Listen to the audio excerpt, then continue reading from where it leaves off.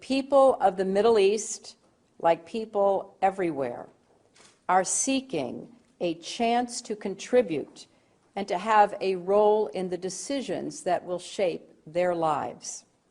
Leaders need to respond to these aspirations and to help build that better future for all.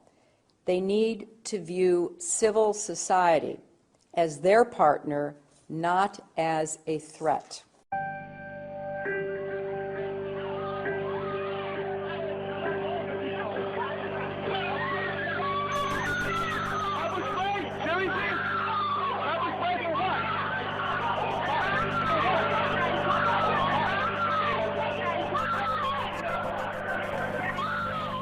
I want to take this opportunity to update the American people about the situation in Libya.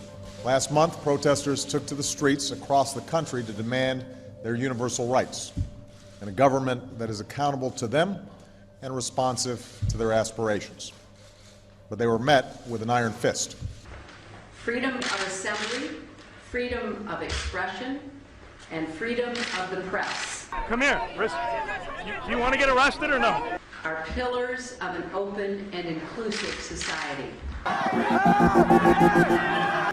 There is a clear responsibility by the Egyptian government to hold accountable those responsible for these attacks.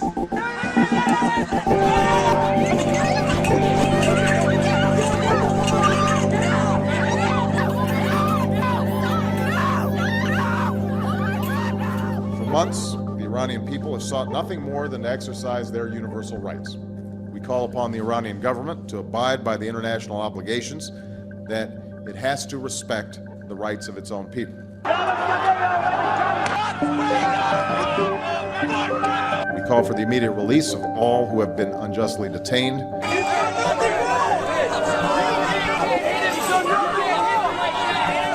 And I'm confident that history will be on the side of those who seek justice.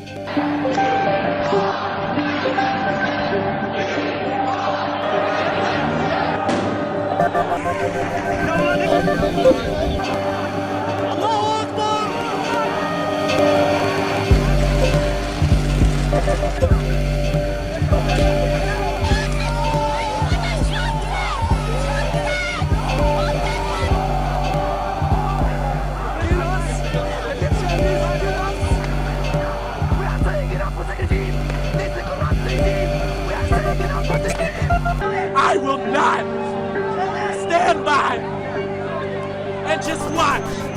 I will not do it. So take me to jail right now, because I will not. After all that my parents gave me, I can do one thing for them and tell them that I would rather die than be quiet and watch everything that they worked for go away.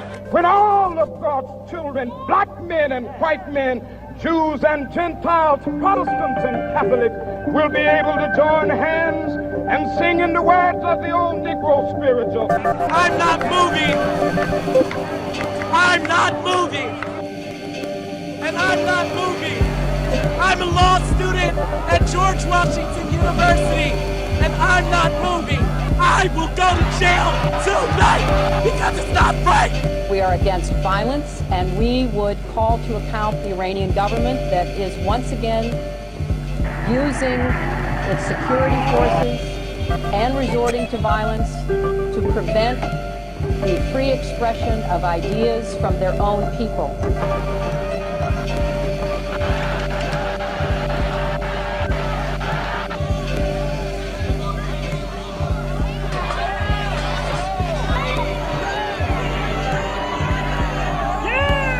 Instead of respecting the rights of his own people, Gaddafi chose the path of brutal suppression. Innocent civilians were imprisoned. I have not been read my rights. I have not been told why I'm being detained. We want to know the people who are in there. We want to know all their names, what they're being charged with. And in some cases beaten. He can't breathe, officer. Please get off his neck. I need my inhaler. A campaign of intimidation and repression began.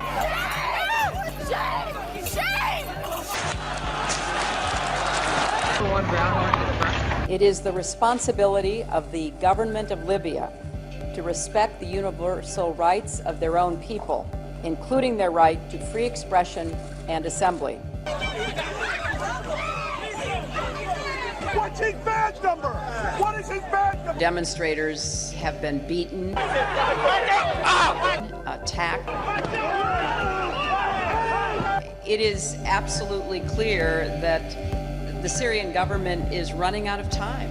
Each new depiction of the abuses of the police on the First Amendment, the more people will show up here in New York City, and the more waves of occupation will spread across this country. And you should be proud of that, police, because you are participating in our media publicity campaign. Thank you for attending.